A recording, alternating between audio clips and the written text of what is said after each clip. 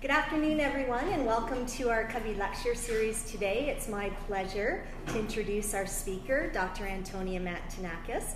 Before I get started, though, I just wanted to acknowledge our online viewers today and apologize for some technical glitches that we had at the previous lecture. Hopefully we've solved all of those glitches and you'll be able to join us for the entire lecture today.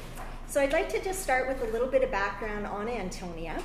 She's one of our CCOVI Fellows. She's also an Associate Professor of Marketing and an Associate Faculty of Psychology here at Brock University. She's a psychologist by training and holds a BSc Honors in Psychology from the University of Toronto, an MA in Experimental Cognitive Psychology from Simon Fraser University, and a PhD in Experimental Cognitive Psychology from Simon Fraser. Sorry, that's a mouthful. Dr. Mantonakis research centers on psychological factors that affect consumer behavior and consumer decision making. She conducts her research in the Consumer Perception and Cognition Laboratory, which is one of CCOVI's facilities just located down the hill here from Brock at the Brock Research and Innovation Center. She's also an Associate Fellow at the Vineland Research and Innovation Center and works very closely with her colleague and former director of CCOVI, Dr. Isabelle Lechef. Antonia's research has garnered the attention of several media outlets, earning her recognition on CTV's Canada AM, City TV's Breakfast Television, and her research has been featured several times in the Globe and Mail and the New York Times, and actually there's a Globe article out this morning on Antonia's work. Antonia will also be hosting and chairing next year's Academy of Wine Business Research Conference here at Brock in 2013, so something to look forward to. And last but not least, I just think Antonia is a great example of our campaign here at Brock, the Bold New Brock, in using both sides of the brain. Because in addition to all of these academic accolades that Antonia has, she's also a fitness instructor here at Brock and elsewhere, and currently teaches Zumba classes on campus at Brock. So I know she's going to have an entertaining talk this afternoon in many ways. Thank you very much. Thanks for the lovely introduction. Thank you, everyone, for being here today. I want to start my presentation today with a question. What are some of the factors that you think influence a consumer's taste perception? So think for a moment about all of these factors. One of the very easily identifiable ones that I've spoken about in my lectures before is the simple price of the wine. So this is a factor that's extrinsic to the wine, and research has shown consistently that when a consumer samples a glass of wine, even if it's the same wine associated with a higher price point, they tend to think that the wine tastes better. Okay, so this is one of the main factors. In addition to that, we're all familiar with some of these more commonly known factors, such as what the wine is paired with, or the type of glass that the wine is served in, even perhaps the country of origin of the wine, or even the brand name of the wine. These are all things that are extrinsic factors that could influence a consumer's taste perception. What I'm interested in my research are factors that are more incidental to the consumption experience that probably shouldn't make a difference, but really do.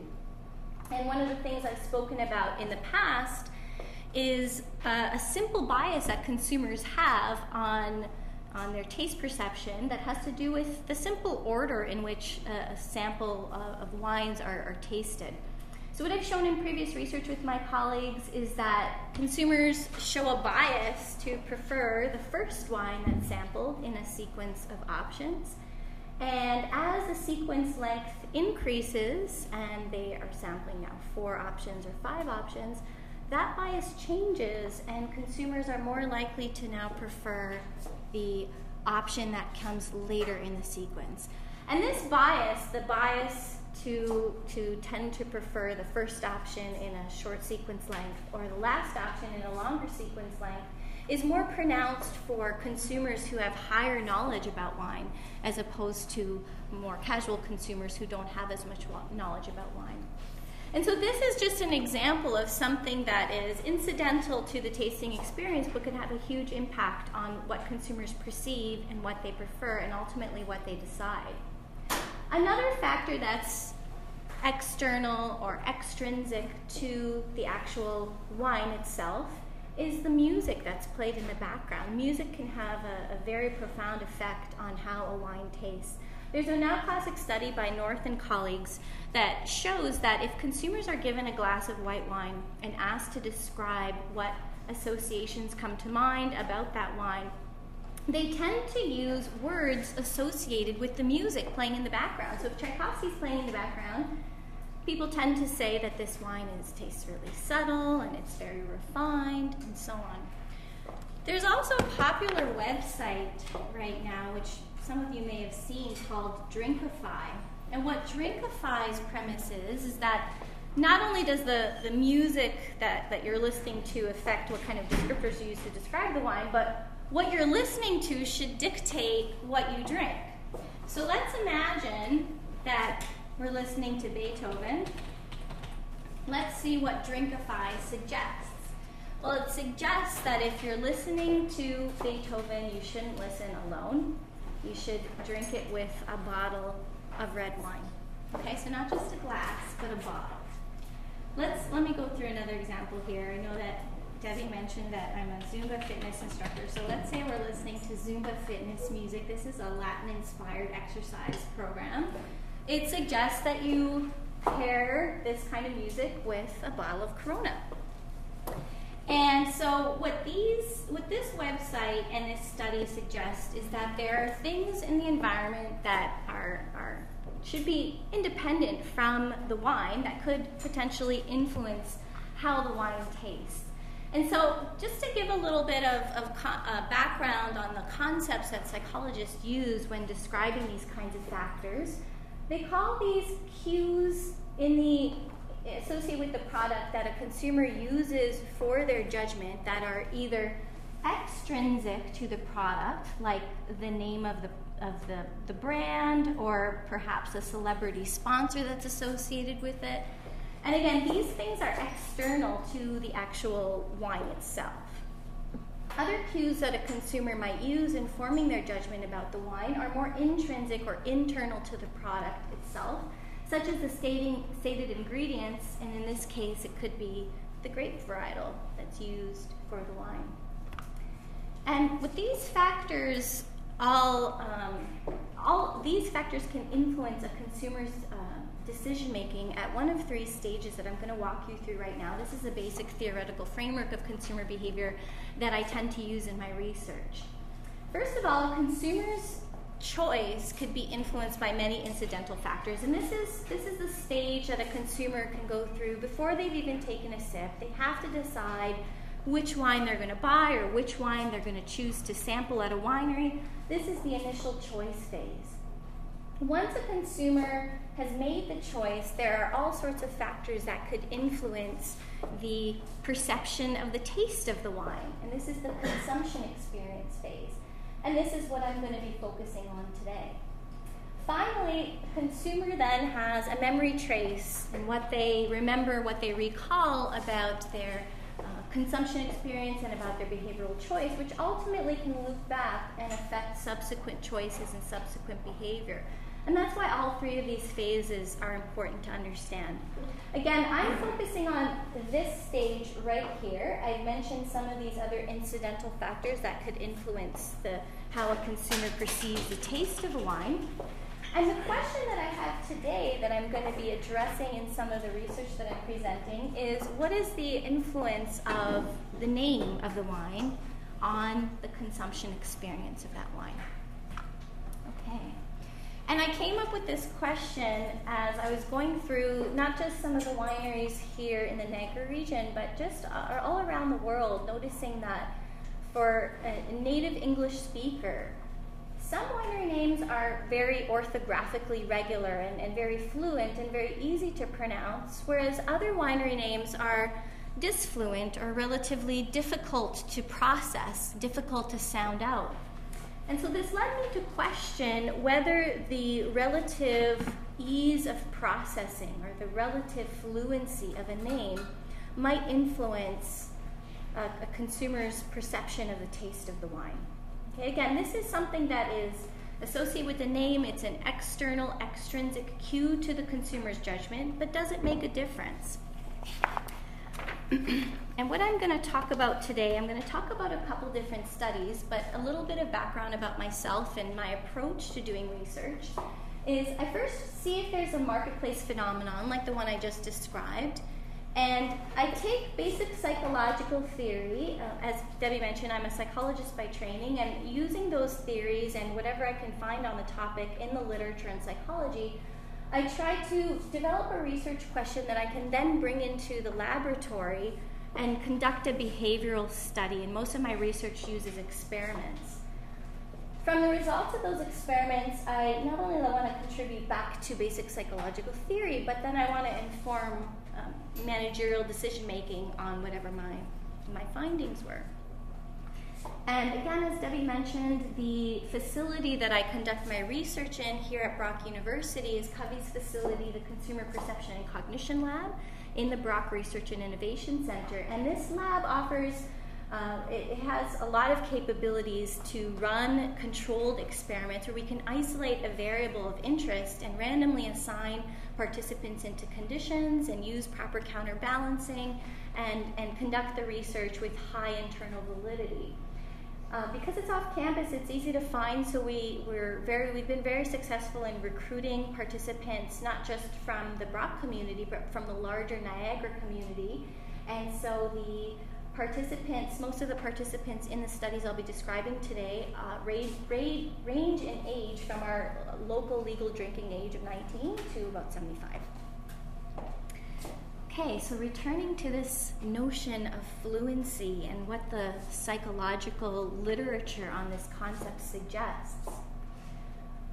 Well, take two names that I have up here, for example. The first one, Barnings Incorporated, is very easy to pronounce. It rolls off the tongue, it's pretty fluent for native English speakers. The second one here is a little bit more difficult to pronounce because for a typical native English speaker, it contains irregular letter combinations and is not as easy to pronounce. Well, what this research suggests by this group, by Alter and Oppenheimer, is that consumers tend to prefer the easy to pronounce names. And these are fictitious brokerage firms. But this doesn't just occur for fictitious brokerage firms. Let's think, for example, about ticker symbols in the New York Stock Exchange. This one over here follows the regular rules of the English language. It has orthographically regular letter combinations. It's even pronounceable on its own. On the other hand, this ticker symbol is orthographically irregular. If you attempt to try to pronounce it, it doesn't sound proper. It's really uncommon to have two consonants at the beginning of a word. And so what this group of researchers did is they wanted to examine whether there was a different value associated with the stocks for these ticker symbols, and if the linguistic fluency of these names was associated with that value. And indeed, that's what they found, not only during the initial public offering of the stocks, but 6 months into it, the value of the orthographically regular stocks associated with orthographically regular ticker symbols were higher value than those with the orthographically irregular ticker symbols. And so this seems to suggest that consumers tend to like or prefer or see as less risky the more easy to pronounce names. And this is in these, at least in these two domains. And this is what's called linguistic fluency. Now, that's not the only kind of fluency that I want to talk about today. There's also what's called physical or perceptual fluency. So I have an example here of font styles. The first one is Arial font, and it's pretty easy to read. It's very legible. On the other hand, brush script font is a little bit more difficult to read. It's harder to process. It's kind of harder on the mind. And what Saul and Schwartz did is they gave two groups of participants exercise instructions. They were the exact same exercise instructions for a new exercise program, a new exercise routine. One group of participants read those same instructions in Arial font like this. The other group of participants read the same instructions in a very difficult to read brush script font. What's fascinating about this study is not only did the participants in the easy-to-read exercise instruction group rate the exercise as being something that will be completed faster, easier to do, those same participants were also more likely to want to do the exercise. So they reported a higher willingness to engage in the exercise. Again, same exercise instructions, it's just that when it's in an easier to read font, people are more likely to want to do that exercise. Pretty fascinating results.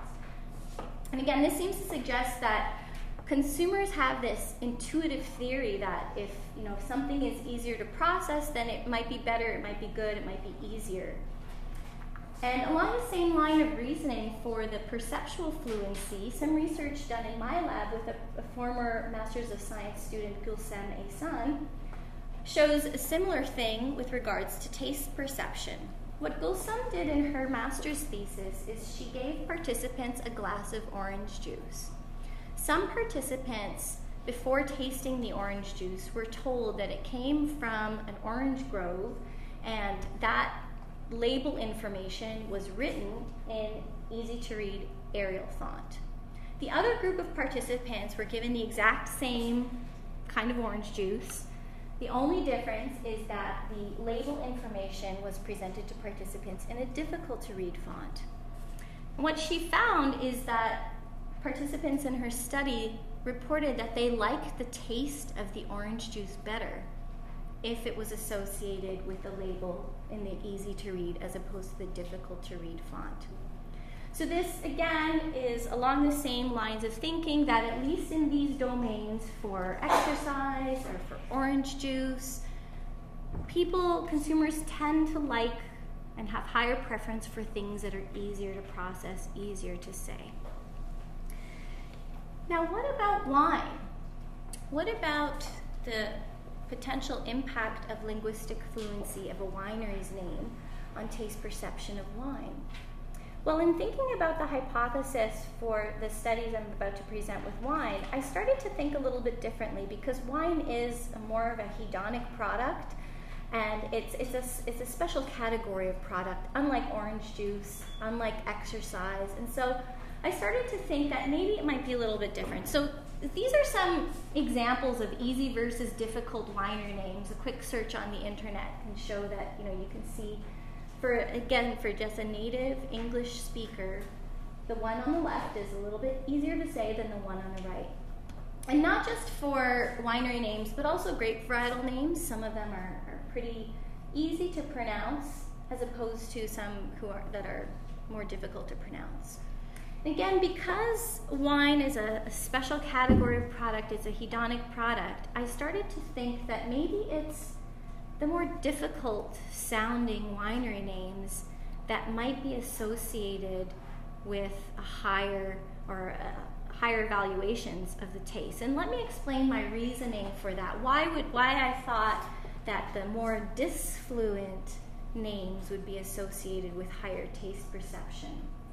Well, things that are disfluent in the environment, things that are difficult to process, are usually that way because they're rarely encountered. They're very unfamiliar. Okay? So things that are unfamiliar are that way because they're usually rare. They're usually hard to come across in the environment.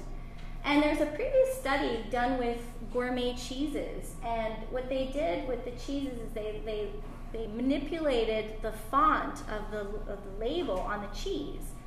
And they showed the cheese font was either Arial font or brushscript font, as I showed you earlier.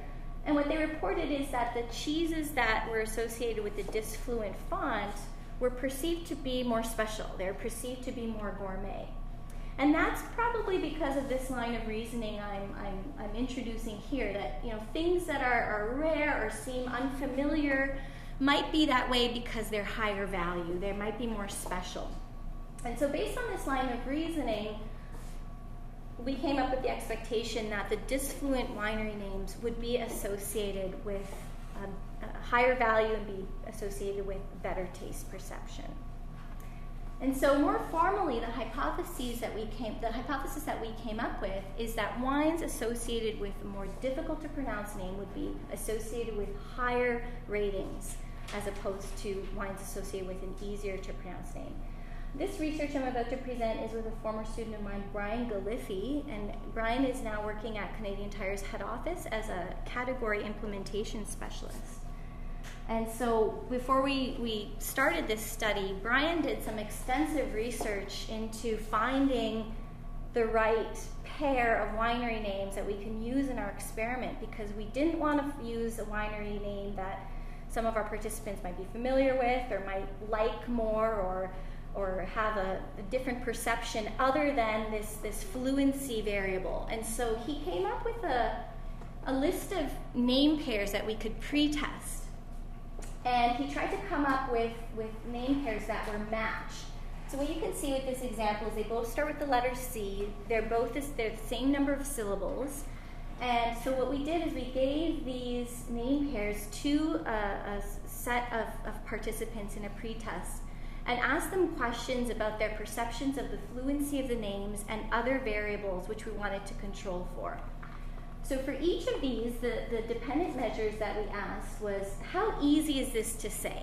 Because we wanted to use a name pair that differed, where one was reported as easy to say and one was reported as difficult to say. Also perceived similarity to English. We wanted to use a name pair that, in one case it looked like regular combinations in the English language as opposed to irregular letter combinations in the English language. So these are the two things we wanted to isolate as being different in the two names.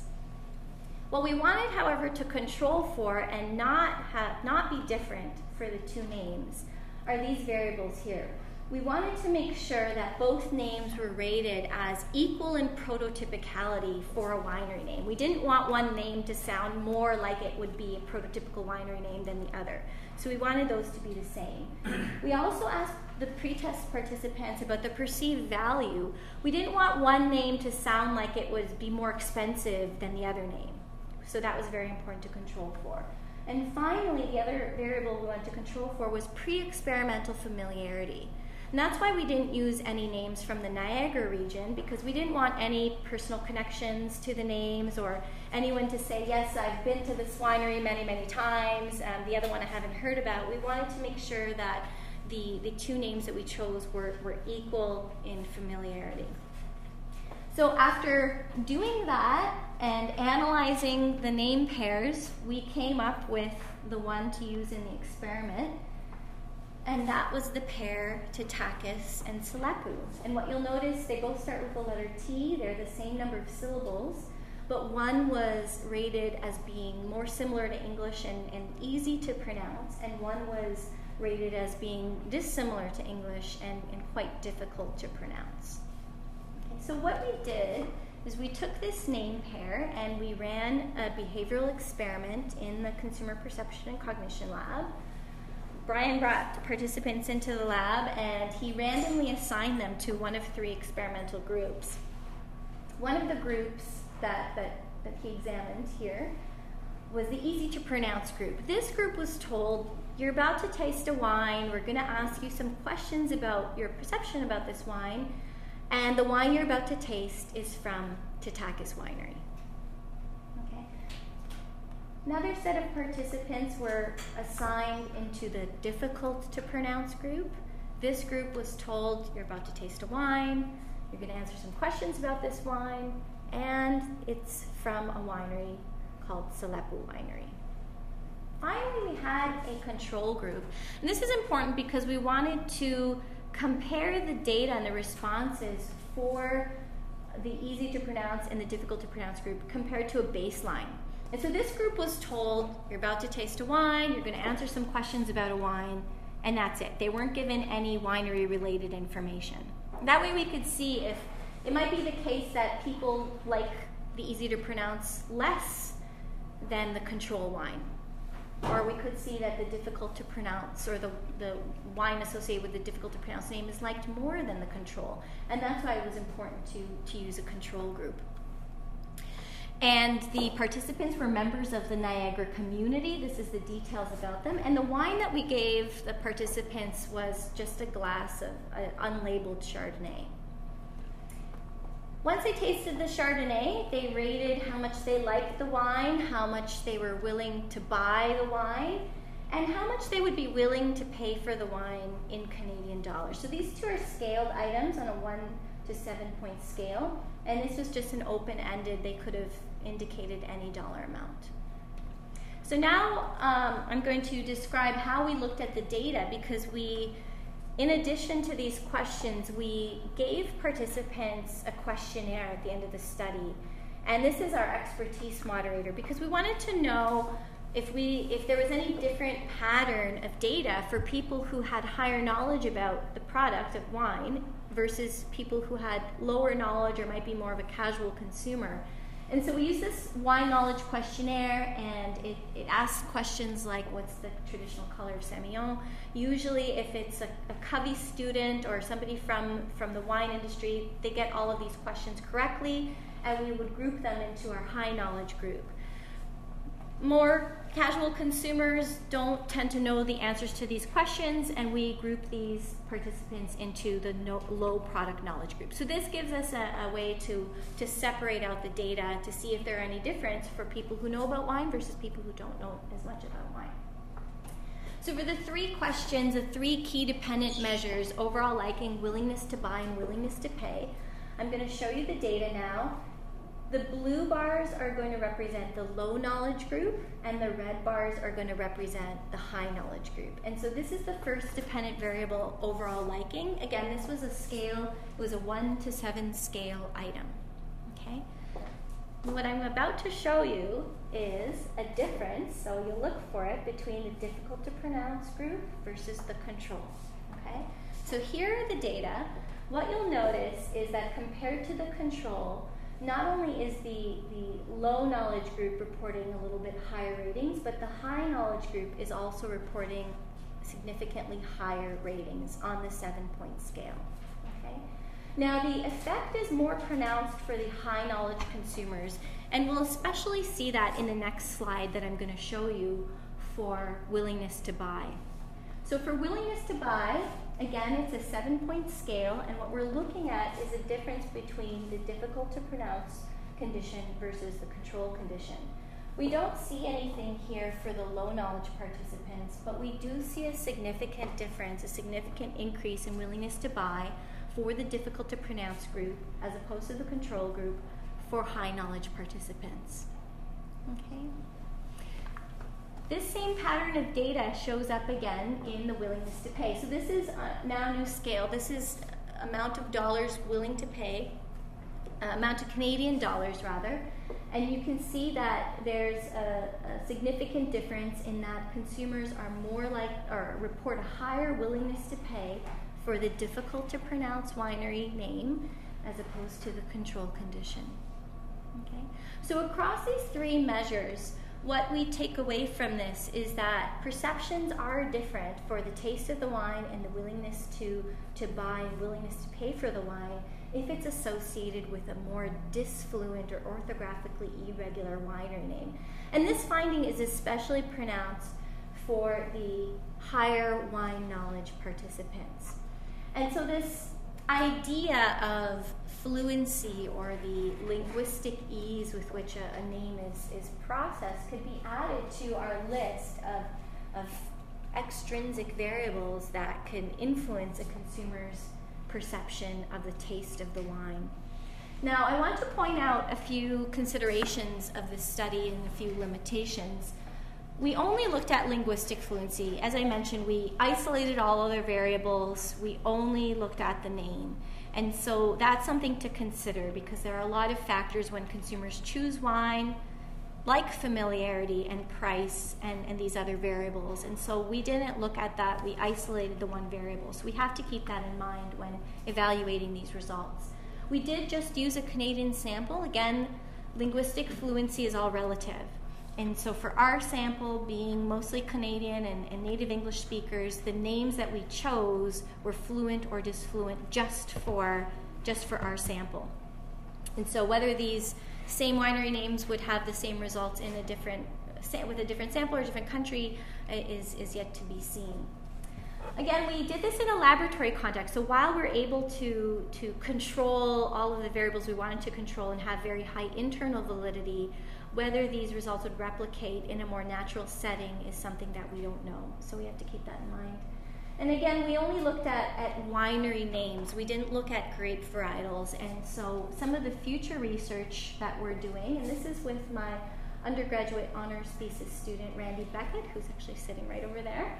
And what we're looking at is we're doing pretty much the exact same study that I did with Brian that I just reported, but now we're going to be looking at grape varietals, because the linguistic fluency of a name might only be used as an extrinsic cue to judgment for consumers when it's a winery name, but it might not be used as a cue to judgment if it's a grape varietal name. And that might be an important boundary condition of this effect that we need to examine.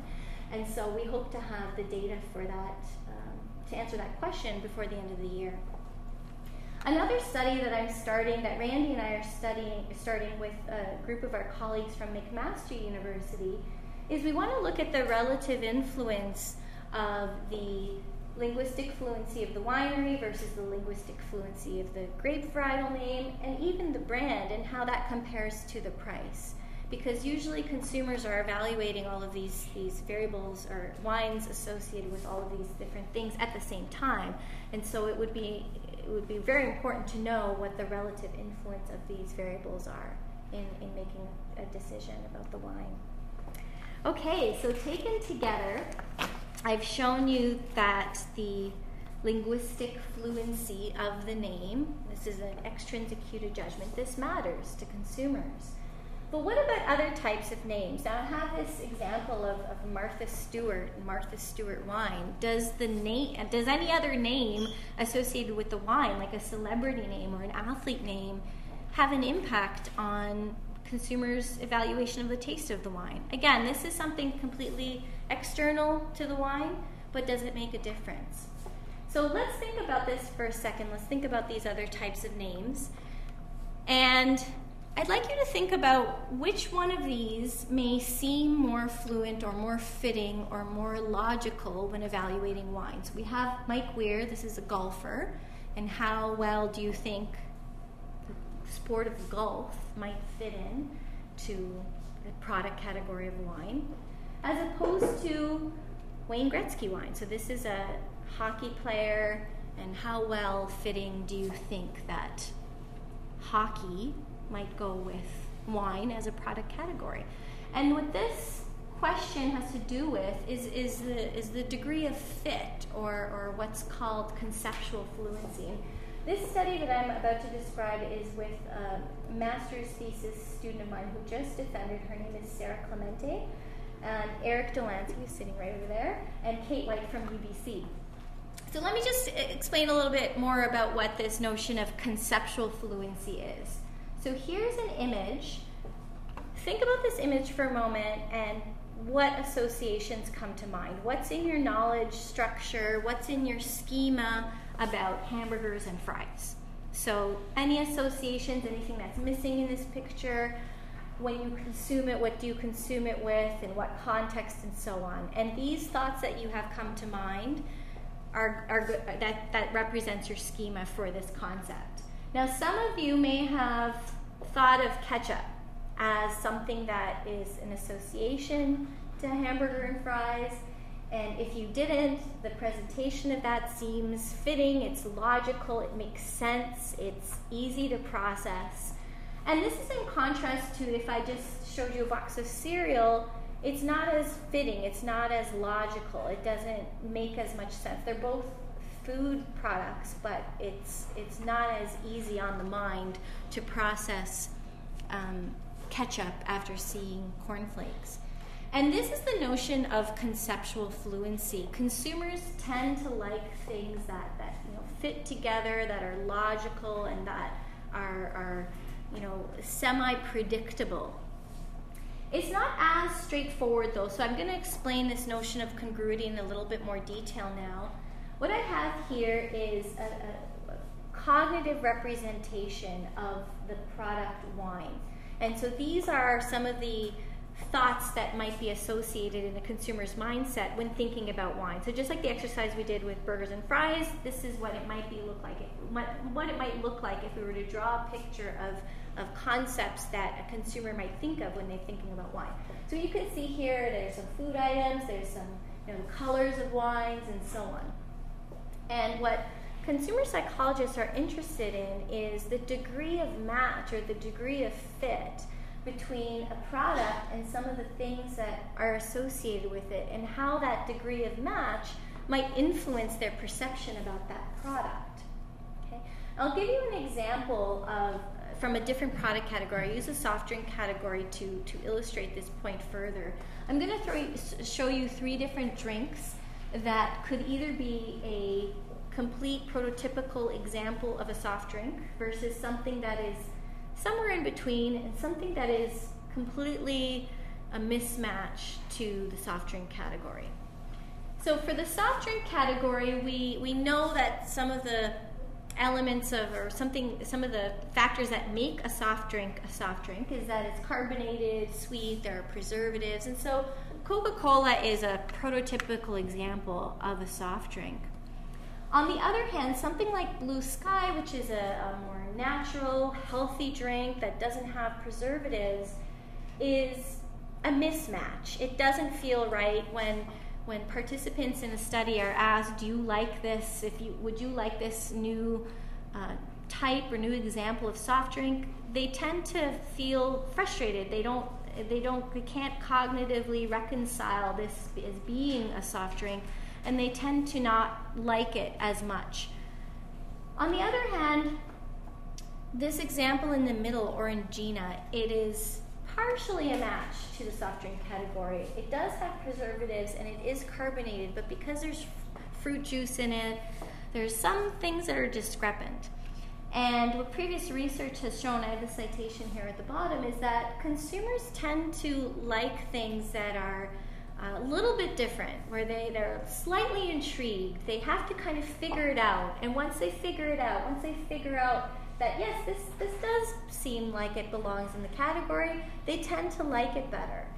And this is in contrast to the congruent case that there's no surprise, there's nothing new, it doesn't seem intriguing or interesting, or to the other end of the spectrum that a consumer can't reconcile in their mind, and they might feel like, I don't understand this, I don't get this, it doesn't belong, therefore I don't like it. And so bringing this notion into this idea of fit and names associated with wines, Sarah and my colleagues and I came up with the hypothesis that it might be the case that consumers tend to prefer sponsor names or athlete names that are only a partial match to the category of wine, as opposed to a complete match or a complete mismatch. So in order to test this hypothesis, Sarah did extensive research to try to find a good set of athletes to use in our study. Just like we did before, we wanted to isolate the congruity or the conceptual fluency variable while keeping everything else constant. So she came up with a list of athletes from various different sports, and she asked participants to rate what they thought their degree of match was to the product category of wine. So she asked, how well do these athletes fit conceptually with wine? And while doing that, she also asked participants about how much they liked each of these athletes, because we didn't want to use athletes, and you'll see in a moment, we couldn't use athletes like Wayne Gretzky or like Sidney Crosby or even David Beckham, because our pretest participants just love these athletes, and we didn't want any of our results for our experiment to be due to liking or pre-experimental familiarity. So we wanted to control for these things and make sure that the 3 athletes we chose differed only on the variable of fit to wine. So after doing this extensive pretest, Sarah came up with these 3 athletes. We had the golfer Vijay Singh as being perceived as being congruent to the product of wine.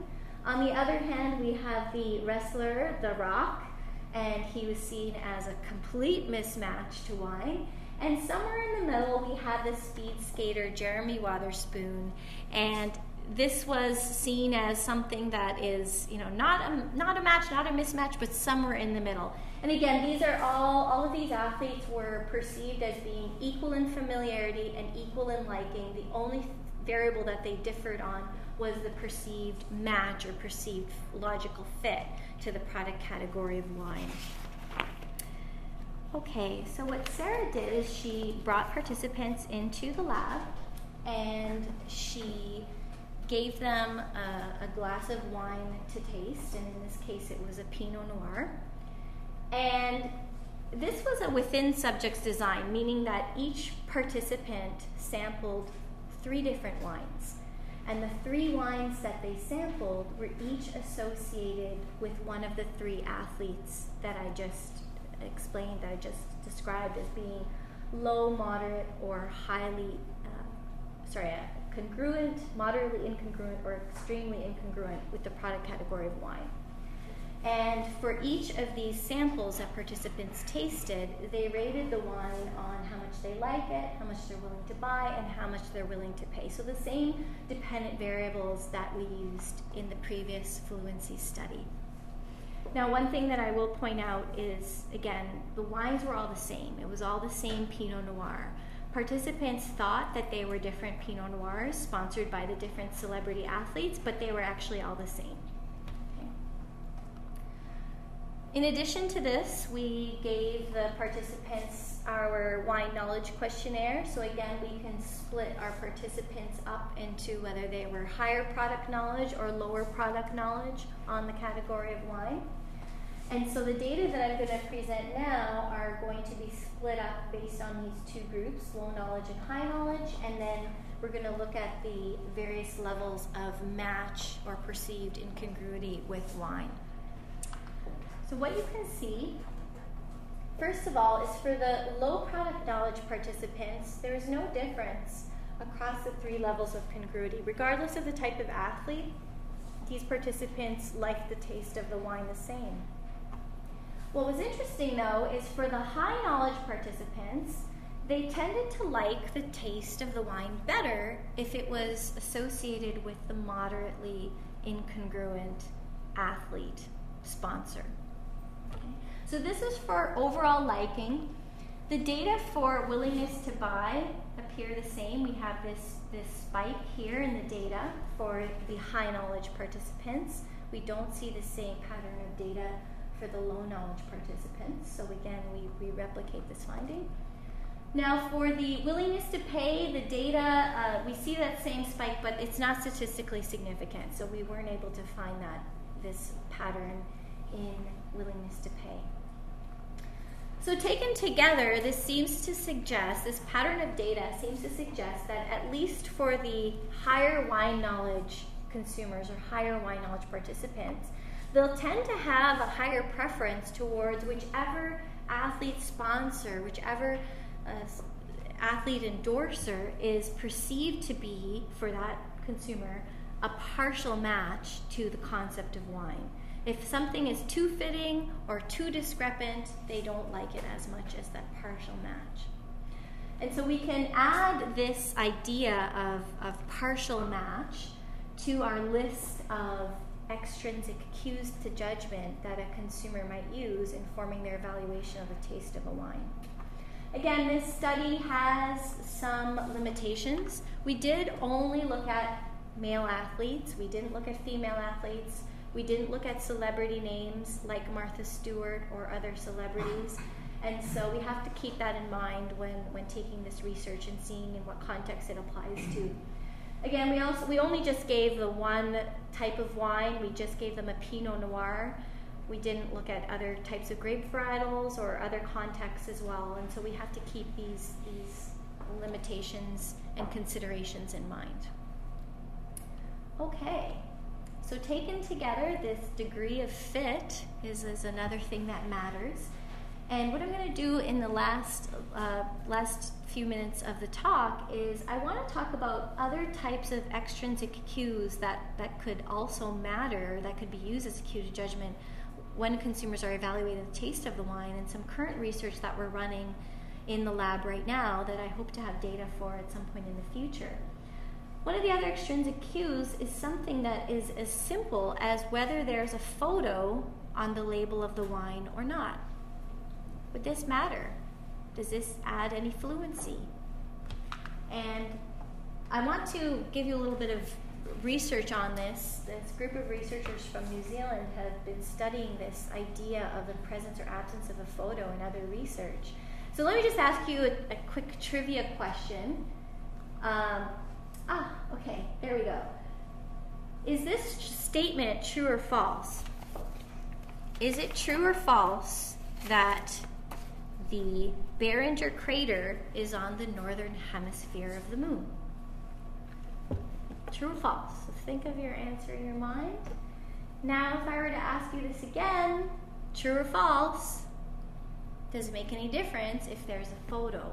Well, what they found what the group of researchers from New Zealand reported is that the truth of a statement, or participants are more likely to claim that a statement is true if there's a presence of a photo when answering the trivia statement versus if there's no photo.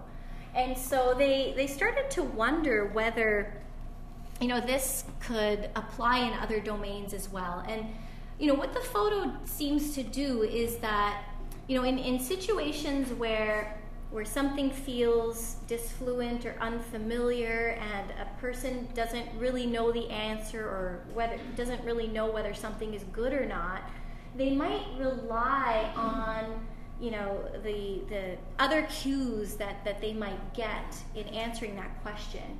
And so, when things are unfamiliar, usually they're not true, but if you can increase the familiarity somehow, such as by the presentation of the photo, then that might increase familiarity or change a person's perception about the goodness or the truth or falsity of whatever it is in question.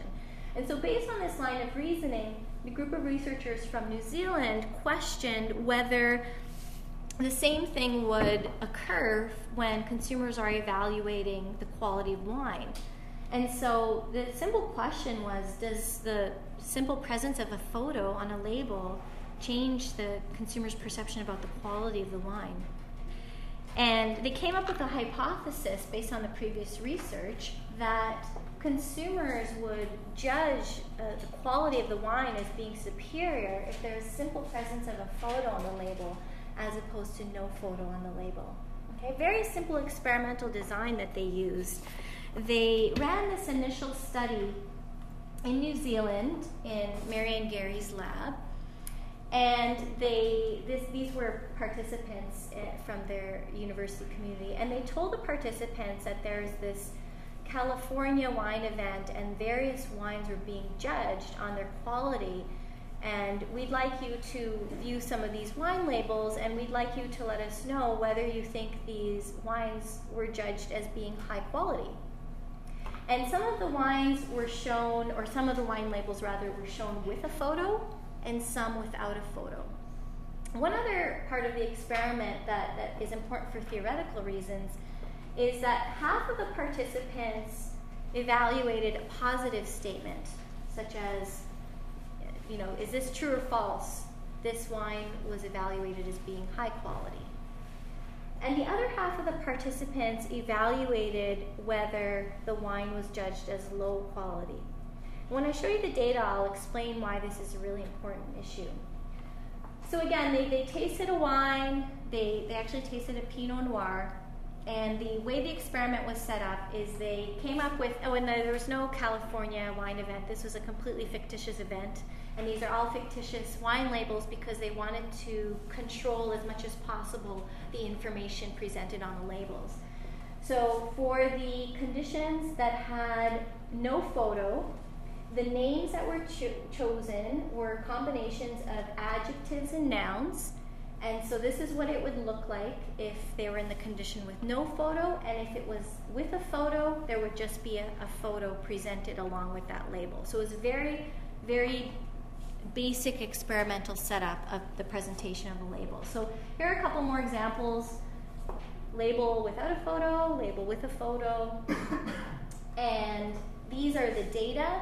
So this is the proportion of responding, yes, this is true, responding true to the statement that this wine was rated as high quality. And this is for the conditions where the labels were presented with a photo, and this is the condition without a photo. Okay? And what you can see in the data is that when there was a presence of a photo, people were more likely to think it was a high quality wine. This is pretty fascinating considering it was the exact same label, exact same vintage, exact same event. The only thing that differed was the presence or absence of the photo. Now, I mentioned that they had the other condition as well, and this is important for theoretical reasons. It could be that the presence of the photo just makes somebody more likely to say yes to anything, right? Because I showed you the previous research on the trivia statements. And so if it's that people are more likely to say yes to anything, then they might be more likely to say that this is low quality wine. So that's why they wanted to include the question of whether participants thought that this was a low quality wine. Okay? So here are the data for the low quality wine condition. And what you can see here that's important is that when there was a presence of the photo, they were less likely to think that the wine was low quality. So it's not simply a matter of the presence of the photo leading to a bias to say yes to anything. And that's why this is a really important and very clever experimental design that they used. And so these data represent consumers' perceptions of the quality of wine with and without a photo for just abstract labels. There was no tasting done in this study in New Zealand. And so now Randy and I are working with the group of researchers from New Zealand, and we're starting data collection, hopefully next week actually, on whether the presence or absence of a photo can also be used as a cue to taste perception. And so we're going to do the very similar design of experiment. We're going to present participants with wine labels with or without a photo, just as I showed you earlier. And we're going to assign participants to be either in the high quality rating group or the low quality rating group. And we're going to see if their taste perceptions can be altered by the simple presence of a photo on the label for the wine they think they're tasting. So I hope to have that data also by the end of the year, and it still remains a question here on our list of factors that influence taste perception. So taken together, what I've shown you today and the takeaways from today are the various ways in which the fluency of processing and the cues that a consumer can use towards their judgment can influence their taste perception about the wine that's being tasted. First, I showed you how the linguistic fluency of a winery name could influence a consumer's taste perception, and this was especially the case for higher product knowledge consumers.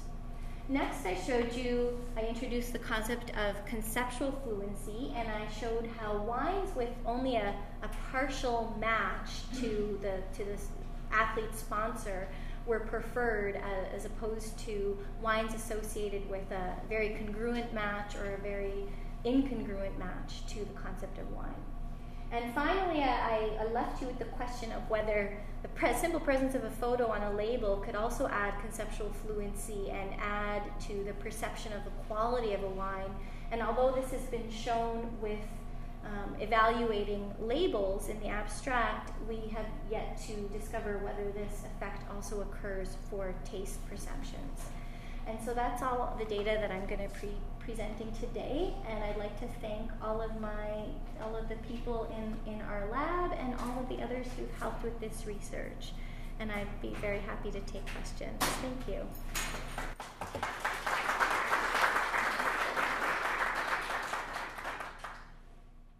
Okay, so the question, I'll just repeat the question for the viewers online.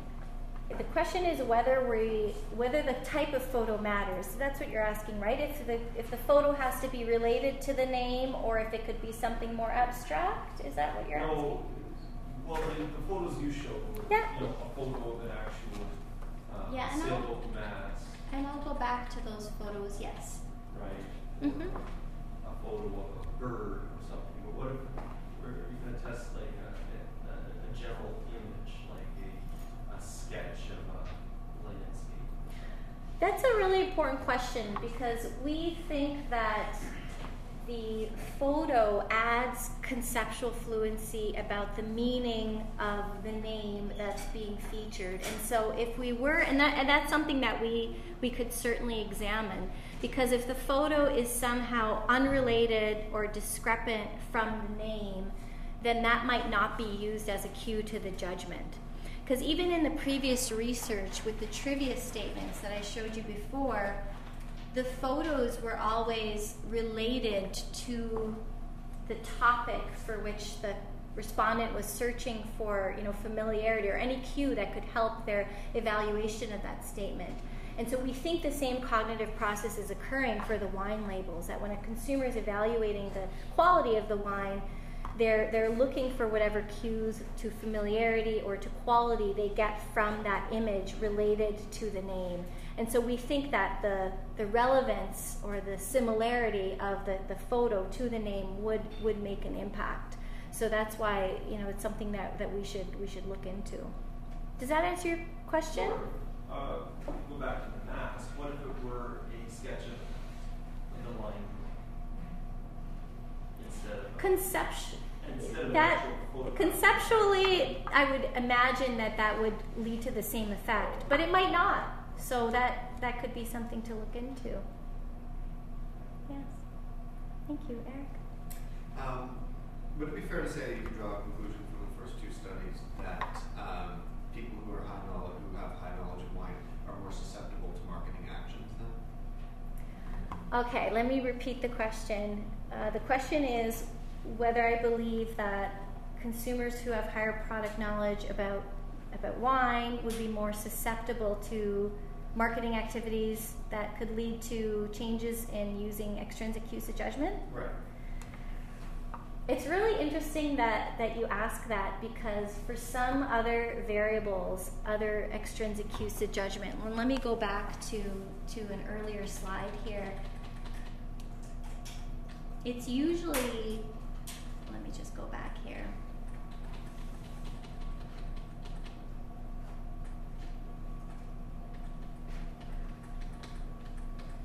Here we are. In many cases, it's actually the low knowledge consumers who use things like the brand or the color or the image as a cue to judgment when evaluating, how much shelf space something has as being an indicator of quality. And so every variable is very different, I think. And so I wouldn't say that across the board it's high knowledge consumers who are more likely to be affected by these extraneous variables. I would say that it really depends on the context.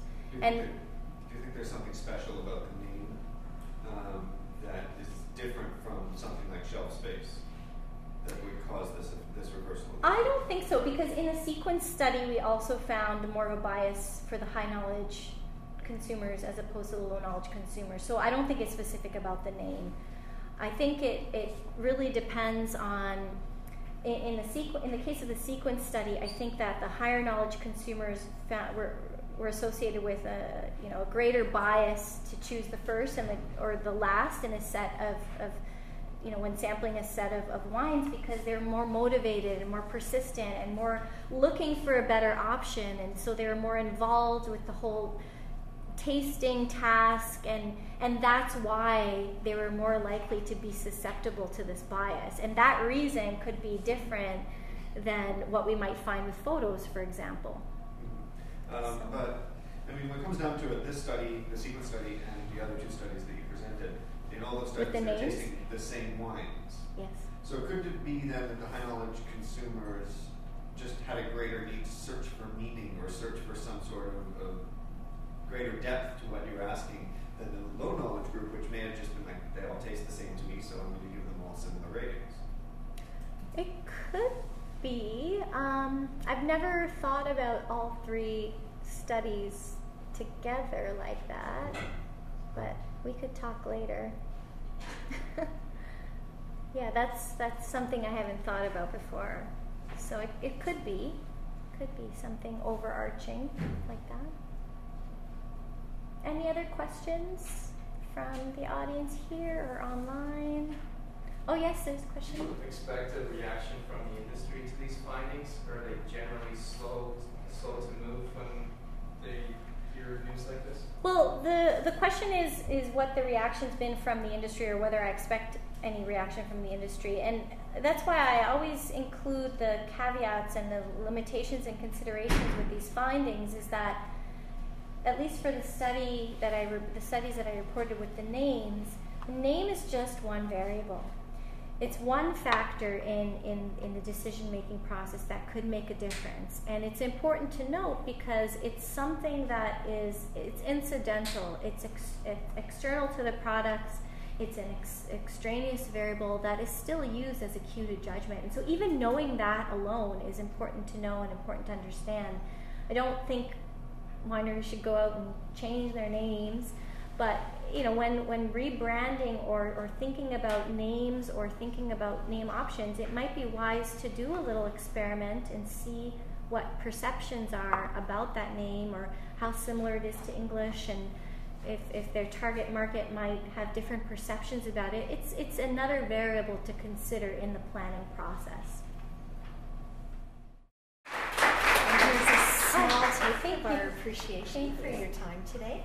And I'd just like to also announce that Wednesday, February 15th is our next lecture. It'll be given by Dr. George Kotsaridis, and George was scheduled to give our first lecture in the lecture series, but we had an unscheduled fire alarm that went off that day on campus, so we weren't able to deliver that. And his topic is targeting wine balance using biological deacidification methods and monitoring polyphenolic maturity. So look forward to seeing you in the future. Thank you. Thank you.